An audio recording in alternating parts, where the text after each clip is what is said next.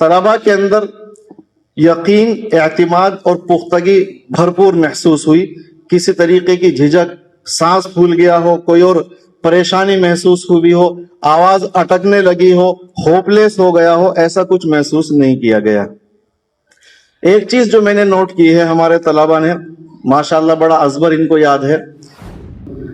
اب اس کے بعد میں حضرت مفتی اسجد صاحب، جیسے میں نے شروع میں بتلایا تھا کہ حضرت مفتی حسین صاحب جو دارالعلوم دیوبند کے ناظم تعلیمات ہیں، ان کے فرزند ارجمند ہیں، اور حضرت کا جو مدرسہ ہے امبیٹا میں، مدرسہ حسین احمد مدنی، وہاں کے حضرت ناظم تعلیمات ہیں.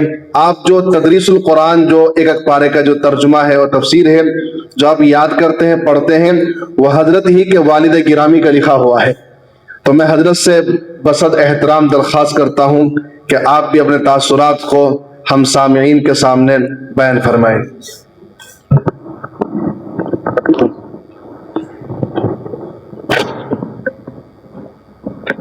بسم اللہ الرحمن الرحیم.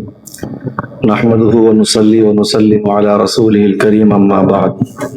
اعوذ باللہ من الشیطان الرجیم. بسم اللہ الرحمن الرحیم. ووجدك ضالا فہدى. صدق اللہ العظیم. فضائے نور سے کرتا نہ شاخ و برگ و بر پیدا، سفر خاکی شبستان سے نہ کر سکتا اگر دانا. نہاد زندگی میں ابتدا لا انتہا الا، پیام موت ہے جب لا ہوا اللہ سے بے گانا. وہ ملت روح جس کی لا سے آگے بڑھ نہیں سکتی، یقی جانو ہوا لبریز اس ملت کا پیمانہ. کوشش کروں گا 4-5 منٹ کے اندر اندر بات پوری ہو جائے. اللہ تعالیٰ آسانی عطا فرمائے. 2-3 باتیں لکھی ہیں، اس کے بعد یہ عرض کر دوں گا. قرآن کریم کی ایک آیت پڑھی اور 3 اشعار پڑھے ہیں. آیت ہے وَوَجَدَكَ ضَالًّا فَهَدَى. ضال کا جو اصل لغوی ٹھیٹھ ترجمہ ہے، جو پہلے نمبر پر آتا ہے، وہ گمراہ ہے. ترجمہ ہوگا وَوَجَدَكَ ضَالًّا فَهَدَى، اور اے نبی آپ کو اللہ نے گمراہ پایا تو آپ کو ہدایت دی. یہ ترجمہ آپ صلی اللہ علیہ وسلم کے اوپر اصلی معنی میں منطبق نہیں ہوتا، اس لیے لوگوں نے اس کی الگ الگ توجیہیں بیان فرمائی ہیں. ان توجیحات میں سے ایک توجیہ یہ ہے وَوَجَدَكَ ضَالًّا فَهَدَى. اے نبی اللہ نے آپ کی خصوصیات کو اور آپ کے فضائل کو اور آپ کے کمالات کو 2 درجے عنایت فرمائے. ایک درجہ تقدیر ہے، تقدر، اور ایک درجہ تحقیق ہے، تحقق. درجہ تقدیر کس کو کہتے ہیں اور درجہ تحقیق کس کو کہتے ہیں؟ آپ حضرات اس پروگرام میں جمع ہیں، بڑی محنتوں سے آپ نے یہ مجلس سجائی ہے. آپ نے آج اس مجلس کو جو درجہ عطا فرمایا ہے وہ درجہ تحقیق ہے. اور آج 8 اور 9 بجے سے پہلے آپ حضرات کے ذہنوں میں، منتظمین کے ذہنوں میں، طلباء کے ذہنوں میں جو اس کا ایک پروگرام تھا، ایک خاکہ تھا، فلاں دن فلاں تاریخ میں پروگرام ہوگا، حکمین بیٹھیں گے، صدر بیٹھیں گے، علماء کرام آئیں گے، سائل بیٹھیں گے، مائک ہوگا، بینر لگے گا، طلباء بیٹھیں گے، علماء کرام تشریف لائیں گے. ہم سب کے ذہنوں میں یہ پروگرام تھا، یہ درجہ تقدیر میں تھا. آج 8-9 بجے اس پروگرام کو درجہ تحقیق دے دیا گیا.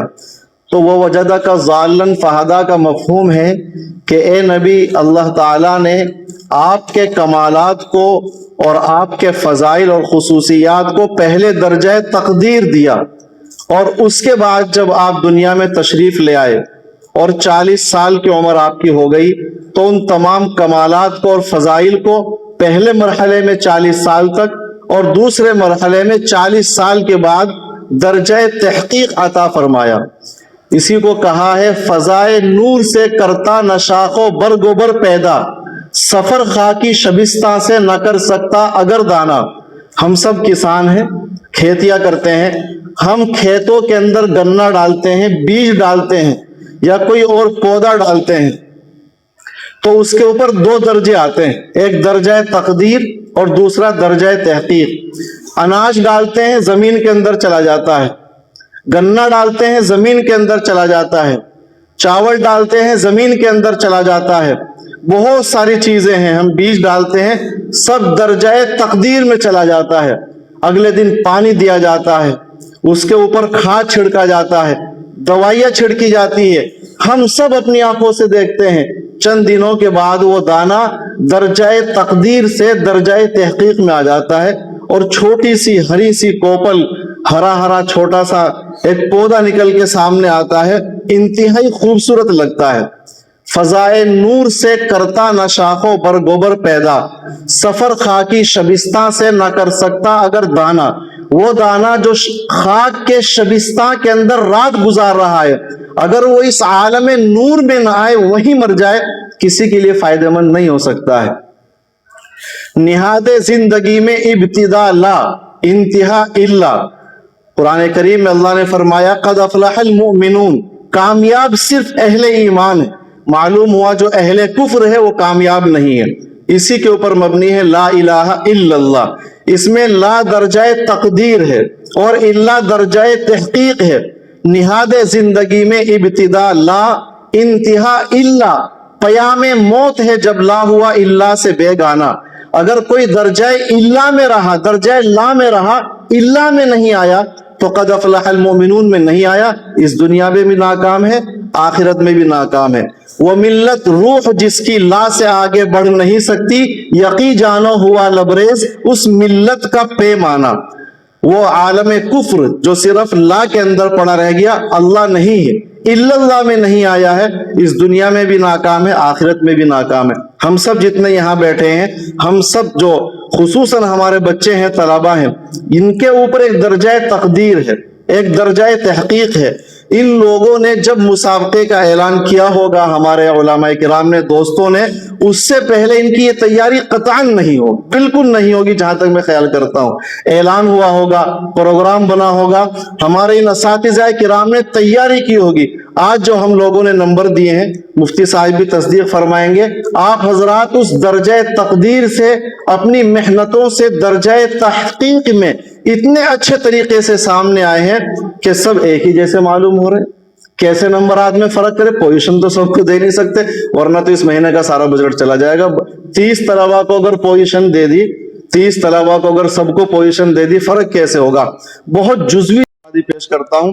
हम सब लोगों ने जो इधर हजरात उलमाए किराम बैठे हैं, हकमेन, और आप सब ने उन चीजों को देखा है।